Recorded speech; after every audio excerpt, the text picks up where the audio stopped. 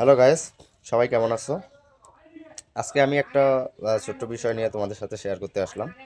সেটা হচ্ছে যে এই যে স্ক্রিনে দেওয়া যে ফটোটা দেখতেছো, ইনি হচ্ছে বাংলাদেশ ইসকনের প্রভু চিন্ময় কৃষ্ণ দাস। তো ওনাকে বেশ কিছুদিন আগে হচ্ছে রংপুরে আসছিল এক সমাবেশে।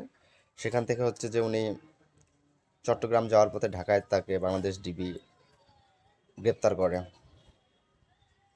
তো এটা বিষয় নিয়ে হচ্ছে যে বাংলাদেশের যে সনাতনী জাগরণ মঞ্চ আছে এবং তার আইনজীবীর পক্ষ থেকে তাকে জামিনের জন্য আবেদন করা হয়।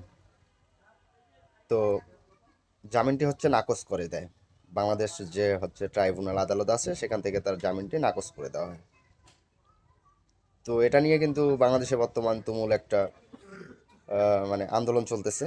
তো আমার মনে হয় যে ব্যক্তিগতভাবে আমার মনে হয় যে বিষয়টি হচ্ছে দীর্ঘ না করে বিষয়টি সুষ্ঠু তদন্ত করে তাড়াতাড়ি সমাধান করা দরকার।